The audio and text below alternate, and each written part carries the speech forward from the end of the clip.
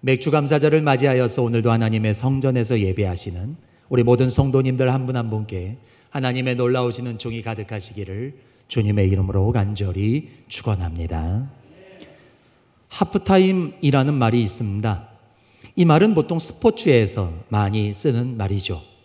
축구 경기를 예로 들면 전반전 45분, 후반전 45분으로 축구는 진행이 됩니다.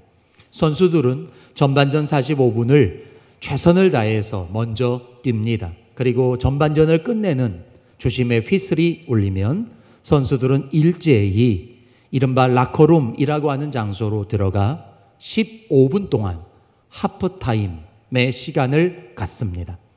이 하프타임의 시간 동안 라커룸에서 선수들은 뭐 할까요?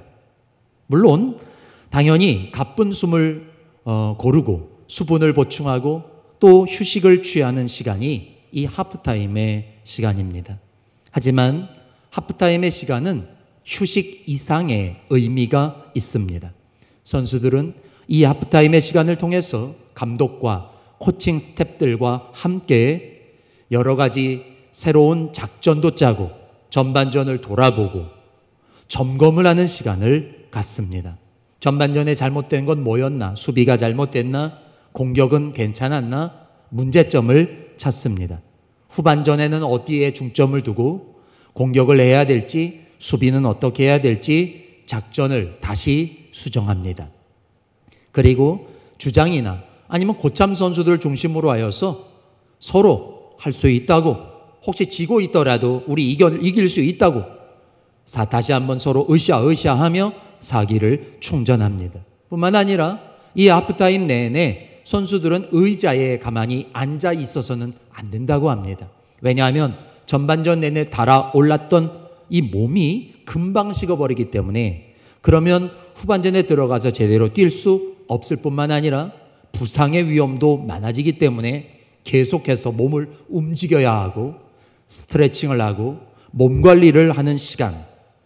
그러니까 한마디로 하프타임은 점검의 시간입니다. 재충전의 시간이죠.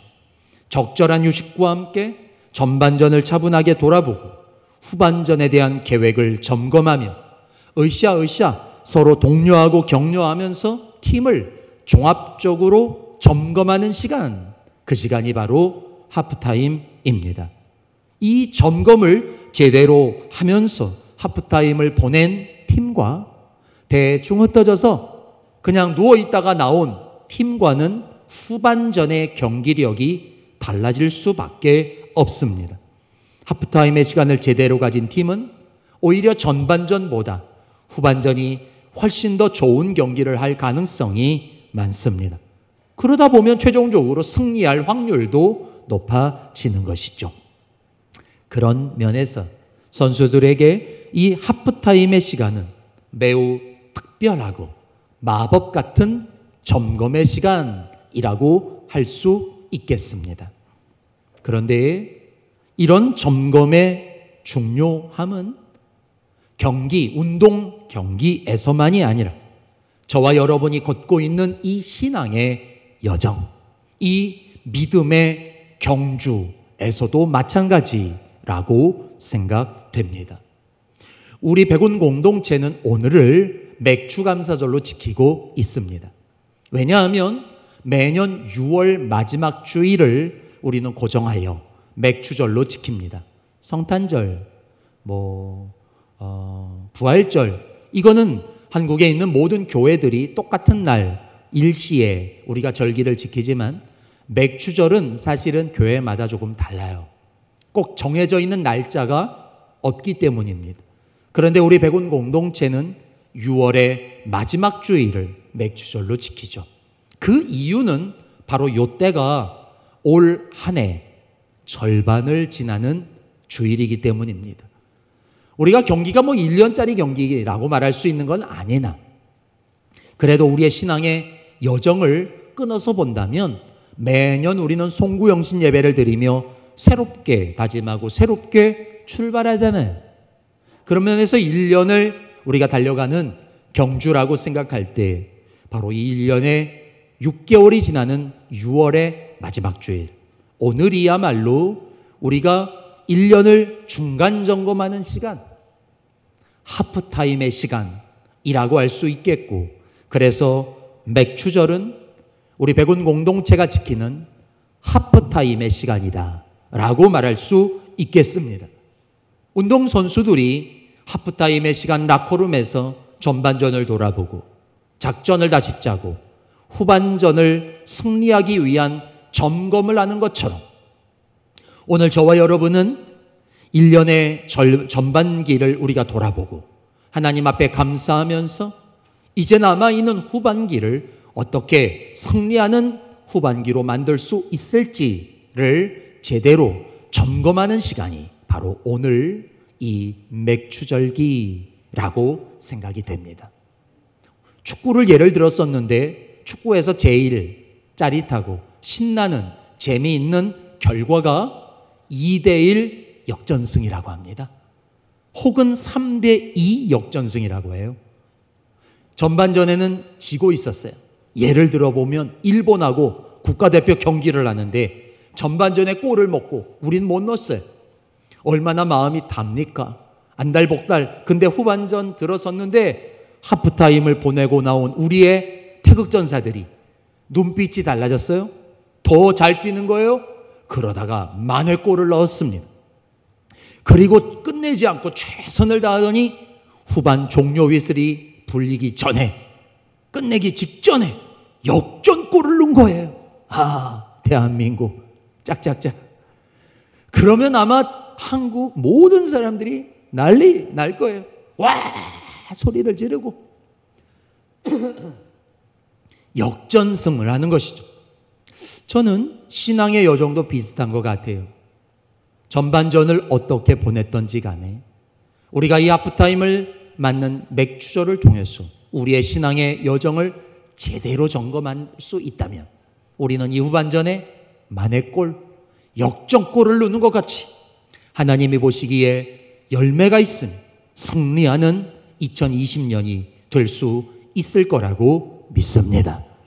비록 코로나의 세상이지만, 그래서 코로나의 상황 속에서 답답하게 문제 있게 달려올 수밖에 없었지만, 그래서 어쩌면 꼴 먹은 것처럼 지금 주눅들 수밖에 없는 상황이 맞지만, 우리가 이 맥주절을 통해 다시 하나님 앞에 올바르게 우리의 믿음, 우리의 신앙을 점검한다면 우리는 이 후반기 상황은 별로 안 달라졌어도 우리의 눈빛이 달라지고 우리의 작전이 달라지고 우리의 태도가 달라졌어 반드시 영적인 승리를 얻는 그런 후반기가 되리라고 믿습니다. 그러면 이 하프타임의 시간, 맥추절에 우리가 점검해야 되는 내용 뭐가 있을까요? 우리는 무엇을 점검해야 되는 것일까요? 첫째로 우리가 구원받은 하나님의 백성인지 점검해야 합니다. 우리가 구원받은 하나님의 백성이 맞나?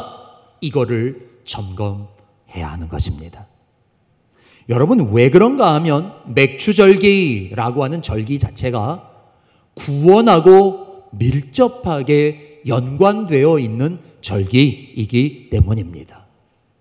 이스라엘 백성들은 애굽의 노예였습니다. 몇 년 종살이 했나요? 430년입니다. 400년이 넘어요. 우리나라는 일제에 36년 지배를 받았는데도 일본의 잔재, 그 모든 영향이 지금까지도 있잖아요. 애굽 사람들에게 이스라엘 백성들은 430년을 종살이를 했어요. 그들에게 사실은 구원이라고 하는 것, 해방이라고 하는 것 꿈에도 꾸지 못할 일이었습니다. 근데 너무 괴로우니까, 너무 힘드니까 하나님 앞에 부르짖었고 하나님이 그 부르짖음을 듣습니다. 그리고 하나님은 이스라엘 백성들을 구원하기 위한 계획을 세우시죠. 대장정을 만드십니다. 그리고 모세를 애굽의 바로에게 보내시는 거예요. 바로가 예, 그러시라고, 데려나가시라고, 구원하시라고 그랬나요? 아닙니다. 바로는 모세에게 무슨 소리냐고, 어디 감히 그따위 이야기를 하냐고 오히려 이야기를 하죠. 하나님께서 그때부터 이스라엘 백성들을 구원하기 위한 작전을 펼치십니다. 재앙을 내리신 거죠. 하나둘 재앙을 내리시다가 우리가 잘 아는 대로 장자가 다 죽어버리는 이 무시무시한 재앙이 애굽 땅에 내려지는 순간 바로가 두 손 번쩍 드는 것입니다. 항복하고 가라고 하는 것이죠. 드디어 모세를 이제 맨 앞장을 세워서 이스라엘 백성들이 애굽에서 나옵니다. 근데 이스라엘 백성들의 마음속에는 진짜 구원이 됐는지 확신이 없었어요. 여전히 두려웠어요. 여전히 불안했어요. 정말 구원받았나? 몰랐어요. 아니나 다를까 조금 지났는데 여러분, 애굽의 군대가 쳐들어오잖아요. 쫓아오잖아요. 마음 변한 바로가 보낸 애굽의 군대가 다시 이스라엘 민족을 잡아가려고 쫓아옵니다. 아니면 죽이려고 쫓아오는 거죠. 설상가상으로 앞에는 홍해가 막혀 있잖아요. 그때 하나님께서 이스라엘 백성들에게 다시 구원의 역사를 펼치시죠. 뭐 하셨습니까? 홍해를 가르십니다. 바다를 갈라내세요. 그리고 이스라엘 민족들이 거기를 걸어가도록 하십니다. 홍해 저 끝에 다다랐을 때 다시 하나님은 쫓아오는 애굽의 군대를 바닷물로 쓸어버리시잖아요. 자기들 눈앞에서 자기들은 구원을 받았고 자기들을 죽이려고 하는 애굽의 군대는 멸망당하는 걸 봅니다. 그들은 거기서 다시 춤추죠. 하나님을 노래합니다. 구원을 주신 하나님께 감사하죠. 그러나 그게 끝이었을까요? 아니에요. 여전히 그들은 또 불안합니다. 진짜 구원받았는지 아직도 확신할 수가 없어요. 애굽의 이 바로가 또 다른 특공대를 편성해서 우리에게 쫓아보내면 어떡하나? 여전히 불안합니다. 하루하루 그들은 그저 하나님의 인도를 따라 걸어갈 수밖에 없었습니다. 그랬던 그들이 애굽에서 나온 지 7주가 지나는 거예요. 7주, 7주. 성경에서 7이라고 하는 숫자는 완전 숫자를 의미합니다. 하나님의 때를 의미하는 거죠. 7주. 그래서 오늘 말씀 시작은 77절이라고 하잖아요. 맥추절의 또 다른 이름이 몇 개 있는데요. 그 중에 하나가 77절이에요. 7주가 지났어요. 완전한 시간이 지났어요. 그때쯤 됐을 때 이들이 도착한 장소가 어디냐? 시내산이에요.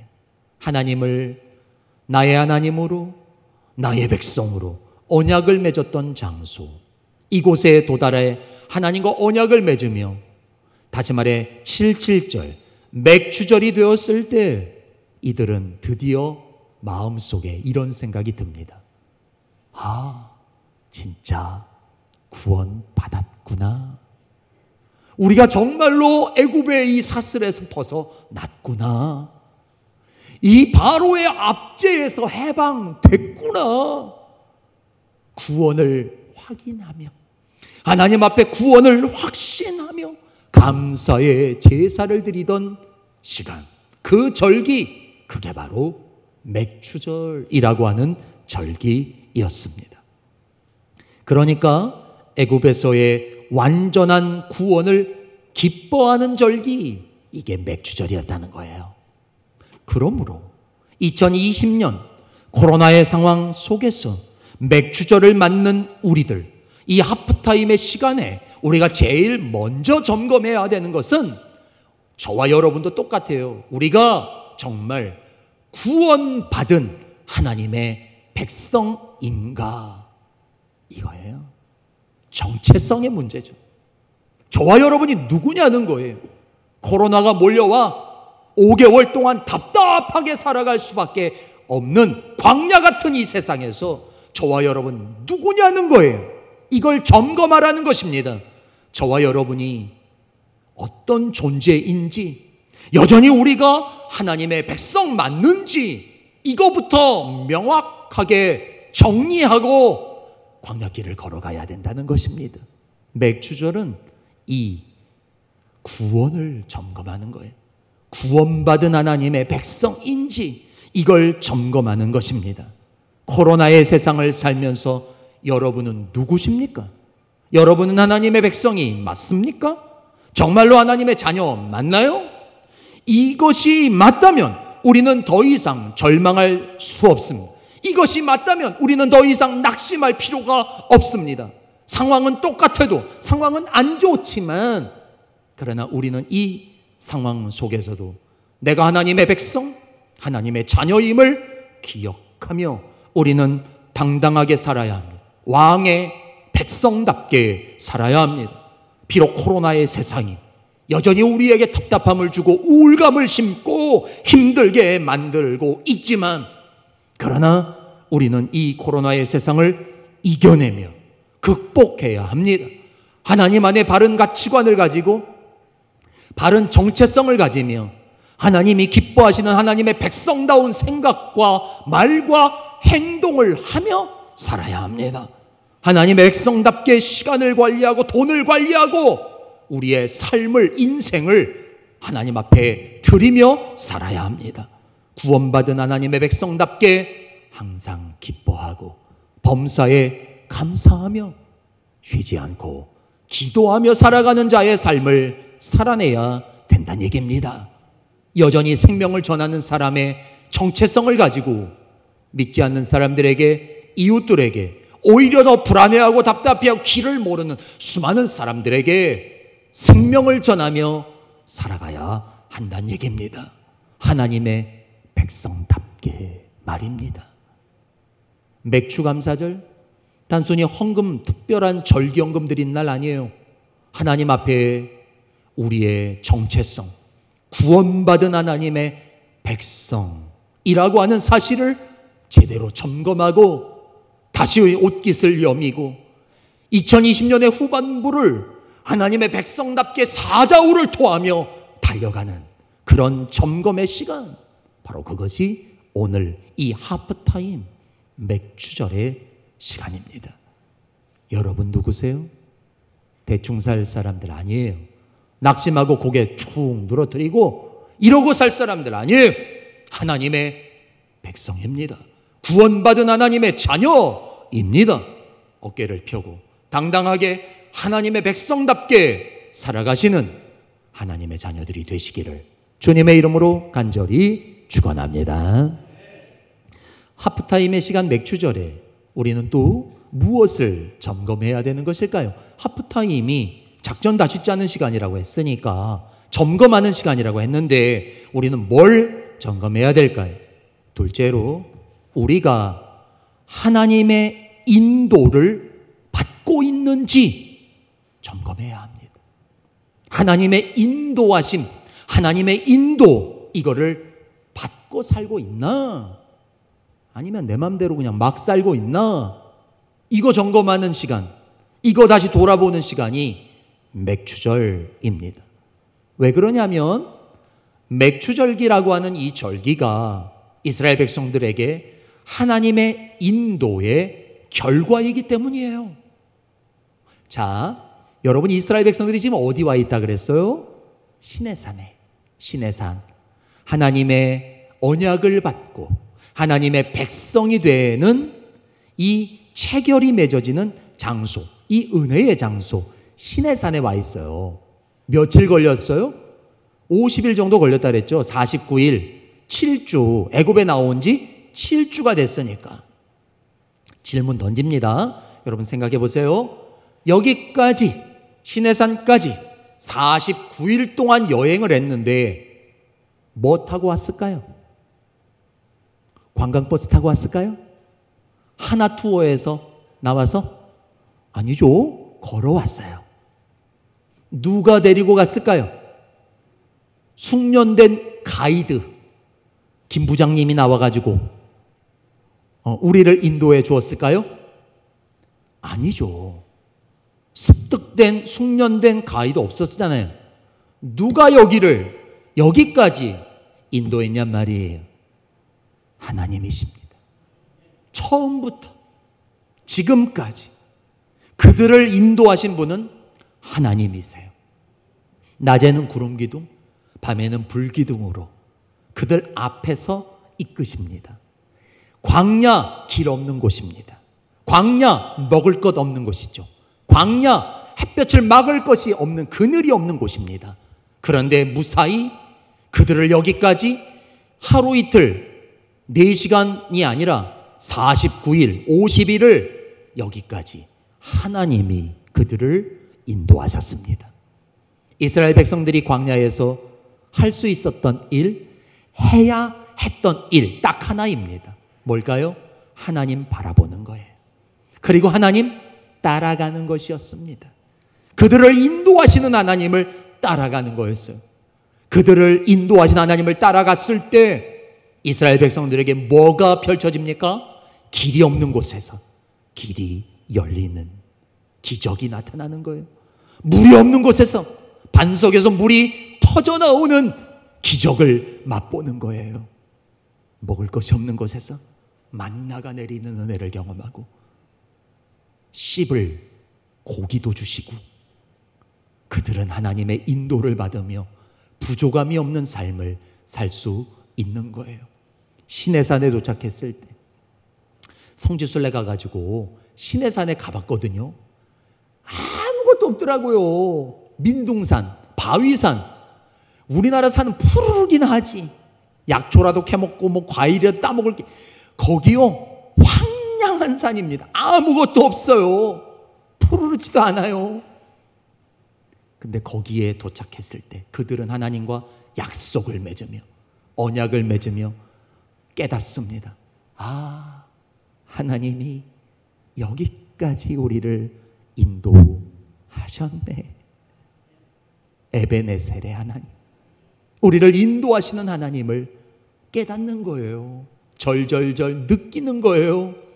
그러면서 하나님 앞에 지키는 절기 7.7절, 이 절기는 그래서 하나님의 인도하심을 감사하는 절기입니다. 오늘 2020년의 맥주절, 이 하프타임의 시간, 이 감사의 절기를 맞고 있는데 지난 6개월을 돌아보십시다. 저와 여러분을 하나님이 인도하셨네요. 우리 교회를 인도해 주셨네요. 비록 코로나의 이 답답한 시간들을 보낼 수밖에 없었지만 하나님이 우리를 붙들어 주셨고 지켜주셨고, 그래도 이렇게 우리가 5번에 나누어서 예배를 드릴 수 있도록 하나님이 인도해 주셨네요. 코로나가 창궐하는 세상 속에서 그래도 우리 백운교회 성도들을 또 하나님이 지켜주셨네요. 사랑하는 여러분, 감사할 이유가 너무 많네요. 충분합니다. 하나님의 인도, 이걸 기억하며 이걸 감사하는 절기. 예, 하나님 감사합니다. 그러므로 여기까지도 인도하신 하나님이 앞으로도 우리의 삶을 인도해 주옵소서. 우리가 하나님 앞에 이런 기도 제목을 가지고 다시 옷깃을 여미고 후반부를 출발하는 그런 점검의 시간, 이 하프타임의 시간이 바로 이 맥주절이라는 거예요. 하나님의 인도를 받으면 여러분 그 인생 형통한 인생이 됩니다. 다윗이 위대한 이유? 완벽해서? 아니에요. 다윗은 하나님과의 이 관계 속에서 늘 하나님의 인도하심을 잘 받았습니다. 그 하나님의 인도하심을 받았던 다윗의 인생을 한마디로 함축시켜 놓은 것 같은 그 성경이 시편 23편 아닙니까? 여호와는 나의 뭐라고요? 목자시니. 자기는 하나님의 양이잖아요.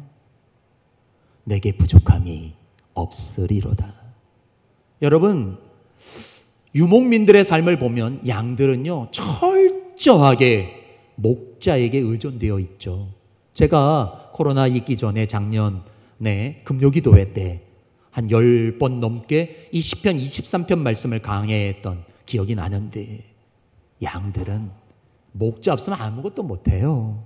거꾸로 양들은 목자만 있으면 끝나요.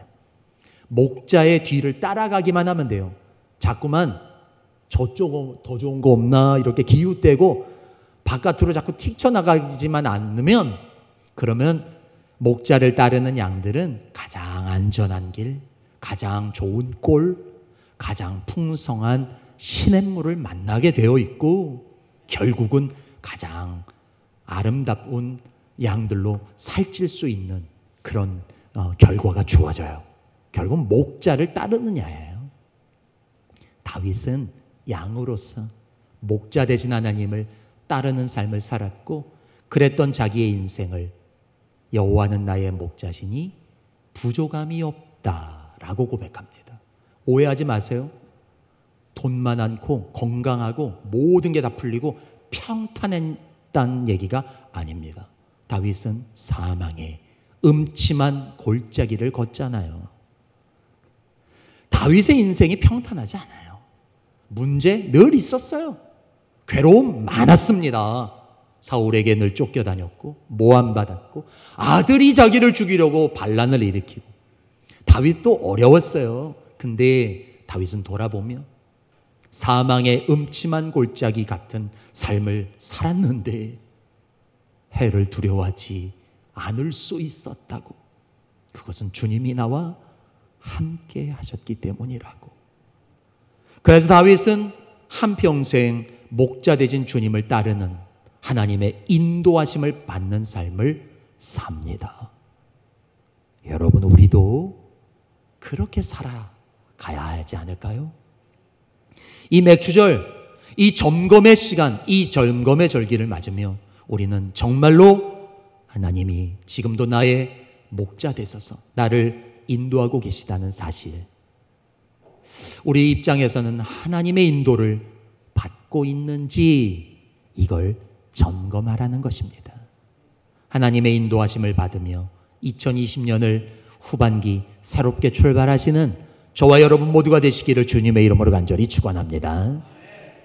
이 하프타임의 시간, 맥추절에 우리는 또 뭘 점검해야 될까요? 한 가지 더 나누고 싶다면, 셋째로는 우리가 성령 충만을 유지하고 있는지 점검하셔야 합니다. 성령 충만을 유지하고 있는지 점검하는 절기, 맥추절입니다. 왜 그러냐 하면 이 맥추절기의 또 다른 이름이 오순절이거든요. 맥추절, 칠칠절, 오순절, 세 개의 이름이 똑같아요. 같은 절기를 말하는 거예요.